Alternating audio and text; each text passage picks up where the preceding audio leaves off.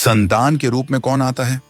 पूर्व जन्म के कर्मों से ही हमें इस जन्म में माता पिता, भाई बहन, पति पत्नी, प्रेमिका, मित्र शत्रु, सगे संबंधी इत्यादि संसार के जितने भी रिश्ते नाते हैं सब मिलते हैं, क्योंकि इन सब को हमें या तो कुछ देना होता है या इनसे कुछ लेना होता है।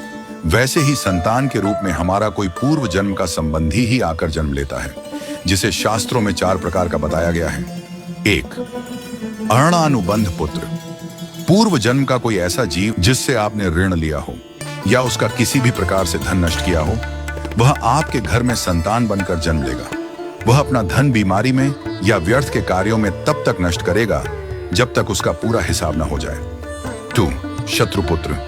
पूर्व जन्म का कोई दुश्मन आपसे बदला लेने के लिए आपके घर में संतान बनकर आएगा। बड़ा होने पर वह माता पिता से मारपीट, झगड़ा करेगा या उन्हें सारी जिंदगी किसी न किसी प्रकार से सताता ही रहेगा।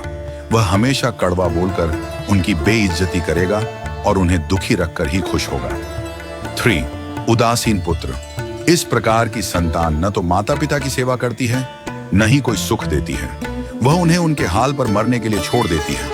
विवाह होने पर यह माता पिता से अलग हो जाते हैं और उनकी चिंता नहीं करते। 4. सेवक पुत्र।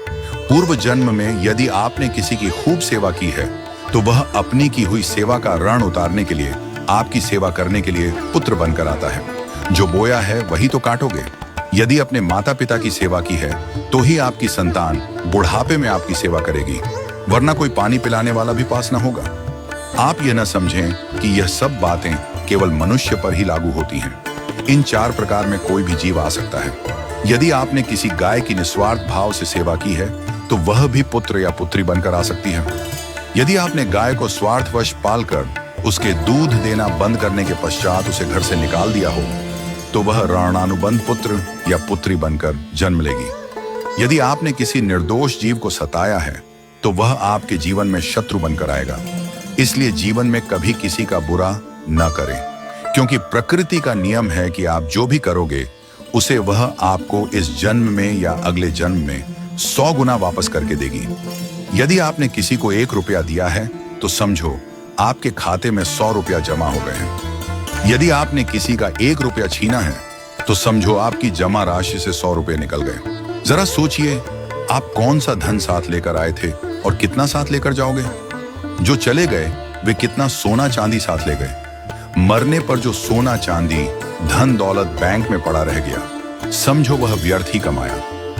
औलाद अगर अच्छी और लायक है तो उसके लिए कुछ भी छोड़कर जाने की जरूरत नहीं है, वह खुद ही कमा लेगी। और औलाद अगर बिगड़ी या नालायक है तो उसके लिए जितना भी धन छोड़कर जाओ वह चंद दिनों में सब बर्बाद करके ही चैन लेगी। मैं, मेरा, तेरा और सारा धन यहीं का यहीं धरा रह जाएगा, कुछ भी साथ नहीं जाएगा। साथ यदि कुछ जाएगा भी तो सिर्फ अच्छे बुरे कर्म ही साथ जाएंगे। इसलिए जितना हो सके नेकी करो, सत्कर्म करो